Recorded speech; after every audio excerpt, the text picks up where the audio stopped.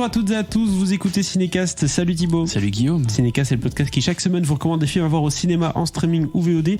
Aujourd'hui, on va vous parler du film Illusion perdue, film de Xavier Giannoli, avec Benjamin Voisin, Cécile de France, Vincent Lacoste et j'en passe. Énorme. Gros casting. Énorme casting, j'allais quand même oublier de dire Xavier Dolan, c'est quand même important de le dire puisque c'est pas tous les jours qu'on le voit dans un film français. Grosse attente autour de ce film basé du coup sur l'œuvre de Balzac. Oui, qui était en compétition à Venise.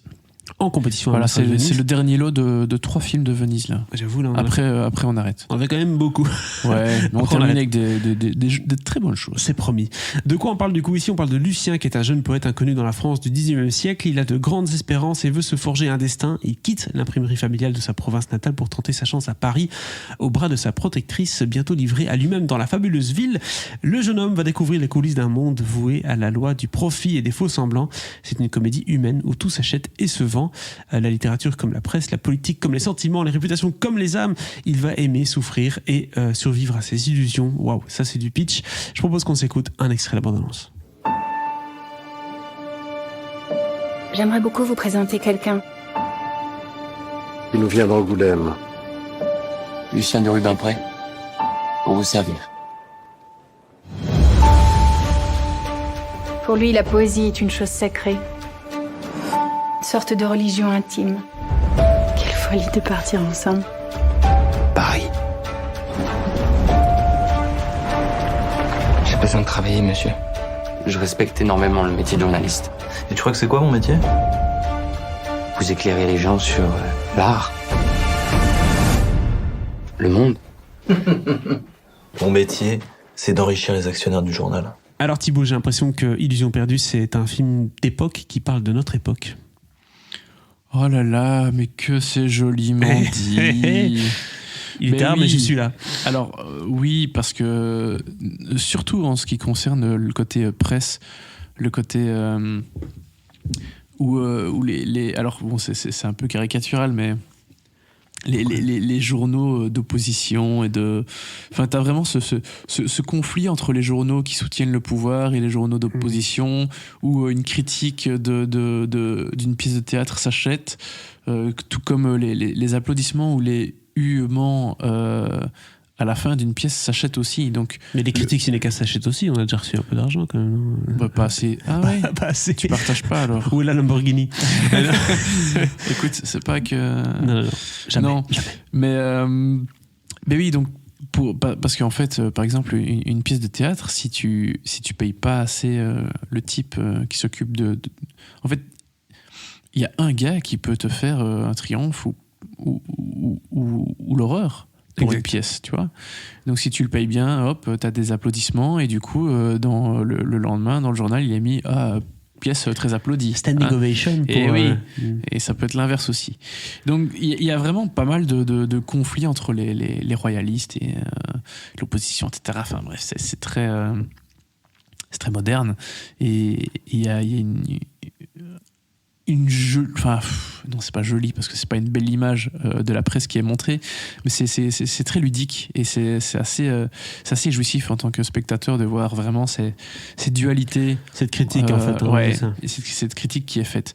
Après, c'est pas l'essentiel du film, mais c'est quand même une partie très très importante, quoi. Parce que bien sûr, le film, c'est l'histoire du personnage incarné par Benjamin Voisin, qui est donc Lucien de Rubempré, ce jeune poète de province qui va être attiré à la capitale par une roturière, par une noble, pardon, qui est Louise, incarnée par Cécile de France.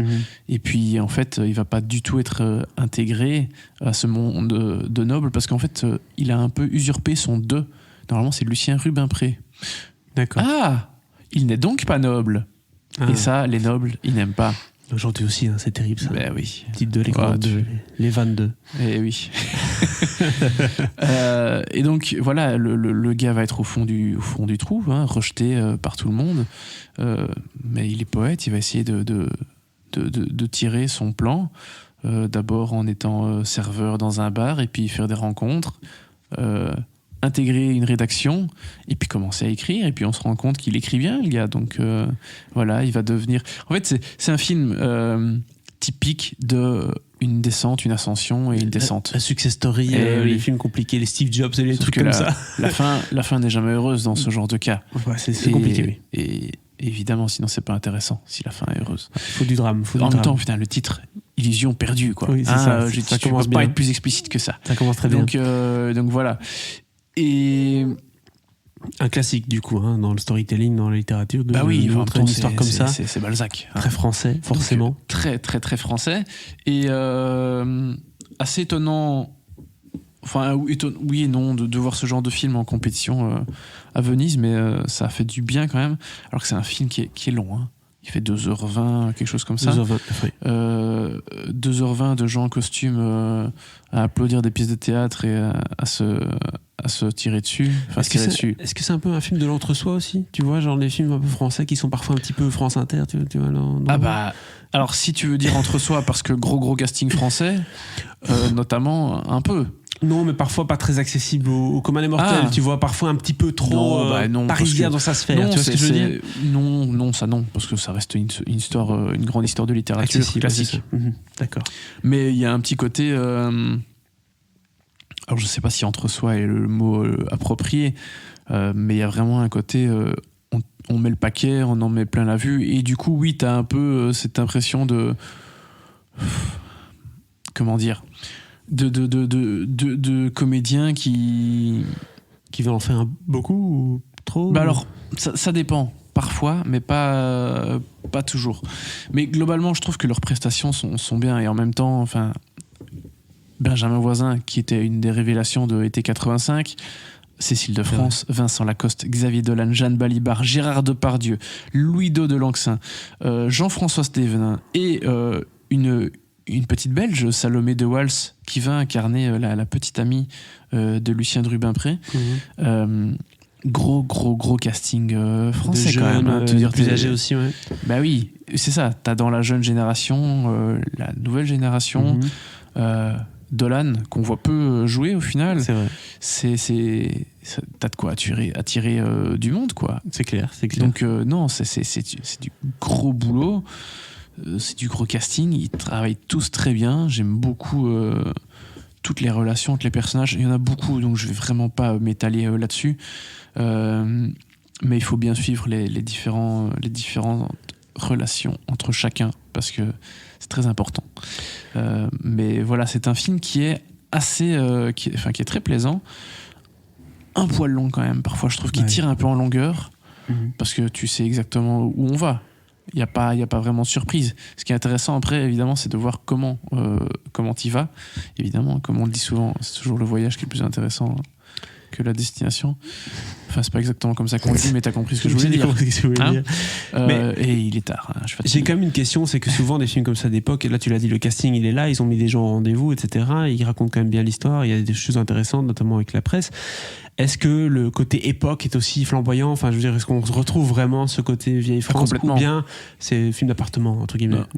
Non, t'as vraiment le côté, enfin, ils ont mis le paquet, quoi. D'accord. Quand ils ont mis le paquet, pas juste pour le casting, ils ont mis le paquet partout, parce que tout ce qui est décor, costume, maquillage, enfin, ce que tu veux. Toute cette esthétique-là rend bien la direction artistique, elle est vraiment canon, quoi. Ah oui, non, mais il y a du gros travail. Donc c'est pour ça que c'est jamais... Tu t'ennuies pas. Je dis que je trouve parfois que le film est un peu long et qu'on pourrait le raboter un peu, mais je me suis pas ennuyé pour autant, tu vois. Ouais, très bien. Je trouve que parfois, voilà, il suffit de pas grand chose pour aller un peu plus à l'essentiel et pas t'éterniser sur une scène ou l'autre, pour donner un peu plus de peps, un peu plus de rythme.